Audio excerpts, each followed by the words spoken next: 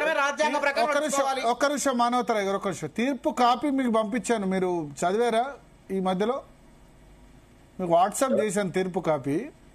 నాకా? మీకు చేశాను నేను. సారీ, నేను చూడలేదు. విషయం ఏంటంటే ఒక్క ముక్క మాట్లాడే వదిలేడతాను, ఎందుకంటే నాకు మళ్ళీ రేపు వర్కింగ్ డే ఉంది, ఒక్క ప్రాబ్లమ్స్ ఉన్నాయి. మనం ఒక 5 minutes లో కన్క్లూడ్ చేద్దాం టోటల్. విషయం ఏంటంటే యాక్చువల్లీ ఈ యాంటీ డిఫెక్షన్ మీద మొదటి నుంచి కేసులు వేసిన వాడిని, తర్వాత ఆర్గ్యుమెంట్ చేసినాను, ఆ చట్టాన్ని చూసినాను. తర్వాత రెండోది ఏంటంటే నేను నా అభిప్రాయాలు కూడా ఈ స్పీకర్ గడ్డం ప్రసాద్ ఇచ్చిన తీర్పు మీద, ఈ వ్యవహారాల మీద చాలా సంపూర్ణంగా మాట్లాడి ఉన్నాను. మీ ఛానల్లో కూడా మాట్లాడినాను. తర్వాత రెండోది ఏంటంటే ఎప్పుడైతే ఈ ఎమ్మెల్యేల పోచింగ్ కేసు ఉందో దాన్ని సిబిఐకి ఇవ్వమని చెప్పేసి హైకోర్టు జడ్జి తీర్పిస్తే దాన్ని సుప్రీంకోర్టులో పోయి అడ్డుకున్నారు కదా. ఇప్పుడు నిజంగా ప్రజాస్వామ్య రీతిలో ప్రజాస్వామ్యాన్ని బలపరిచే విధంగా, ప్రతిపక్షాలను బలపరిచే విధంగా ఒకవేళ ముఖ్యమంత్రి కానీ లేకపోతే పిసిసి అధ్యక్షులుగా నిజంగా కంకణబద్దులైతే సుప్రీంకోర్టుకు ఓపెన్ గా చెప్పమనండి. ఇప్పుడు కాళేశ్వరం ప్రాజెక్ట్ ఎట్లయితే సిబిఐకి ఇచ్చినారో, okay, we have no objection, let the case be enquired into by CBI.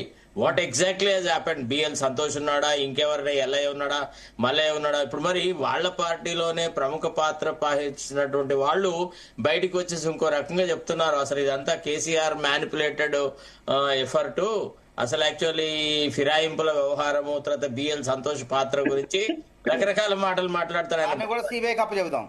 అంటే చెప్పే అది సరే. మానవతరాయ్ గారు అది కూడా సిబిఐ కప్ప చెబుదాం. ప్లీజ్ కొంతమంది జైలుకు పోయారు ఆ కేసులో వాళ్ళు.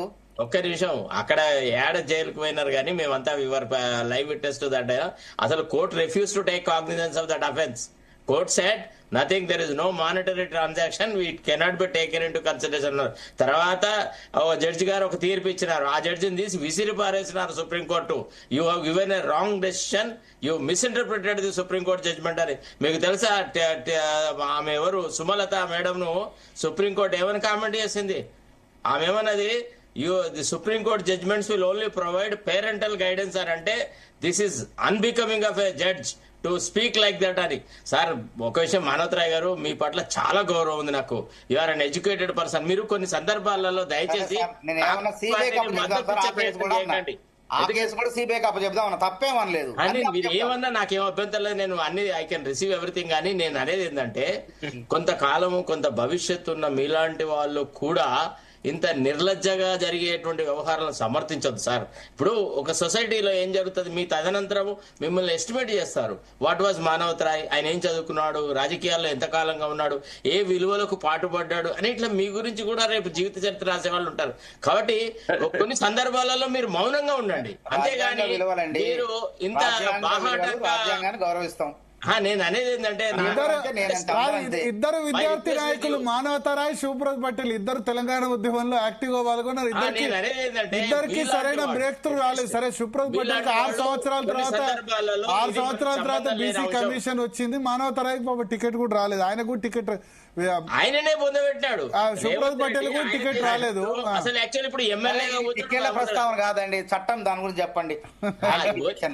అది పోనీ. కానీ నేను అనేది ఏంటంటే కొన్ని విలువలు సమాజంలో ఎస్టాబ్లిష్ అవడానికి కృషి చేస్తే అది మంచిది. రెండోది ఏంటంటే భరత్, నేను మీకు ఒక రిక్వెస్ట్ చేస్తున్నాను. ఇప్పుడు వేరే ఛానళ్లలో ఎట్లయితే జరుగుతుందో క్రాస్ టాక్, లవ్ టాక్ ఇట్లా జరిగి అసలు డిబేట్ లో ఏం డిస్కషన్ అవుతుందో తెలియలేని పరిస్థితి ఎవరు సృష్టించద్దు. I request everybody. ఎందుకంటే ఒకళ్ళ తర్వాత ఒకళ్ళ మనం మాట్లాడదు. ఇప్పుడు ప్రతి వాళ్ళ మాటలకు గౌరవం ఉంది. భరత్ అందరికి సమాన అవకాశాలు ఇస్తున్నాడు కాబట్టి మనము క్రాస్ టాక్ చేసేసి వేరే ఛానల్లో డిస్కషన్ లాగా చేయొద్దని నా రిక్వెస్ట్. సరే, రెండోది ఏంటంటే సార్, నేను భరత్ గారు మీతో లీవ్ తీసుకుంటున్నాను. మానవతరాయ్ మిగతా వాళ్ళందరితో లీవ్ తీసుకున్నాను. మానవతరాయ్ నేను పక్కకే కూర్చున్నాం, రేవంత్ రెడ్డి పక్కకే కూర్చున్నాము. ఆయన చెప్పేసాడు ఆల్రెడీ. అది అడ్డుకోవడానికి వచ్చారు నేను ఓయూ మీటింగ్ లో నేనేమనుకుంటానంటే ఒక కొత్త బ్రీడ్ ఆఫ్ పాలిటిషియన్స్ రావాలి. మానవతరాయ్ లాంటి వాళ్ళు, చదువు వాళ్ళు, దళితులలో కూడా మంచి మేధావులు ఉన్నారు. వీళ్ళకి అవకాశాలు రావాలని కోరుకునే వ్యక్తి నేను. కానీ అక్కడ ఉన్న దళిత నాయకులు ఎట్టున్నారంటే వాళ్ళు మొత్తం ఒక రాయి చెట్టు, మర్రి చెట్టు లాగా ఉన్నారు. వాళ్ళు, వాళ్ళ కొడుకులు, బిడ్డలు, పిల్లలు, ఇక వాళ్ళు కుటుంబాలు అయినారు. వేరే దళితుడికి అవకాశం రాకుండా చేస్తా ఉన్నారు.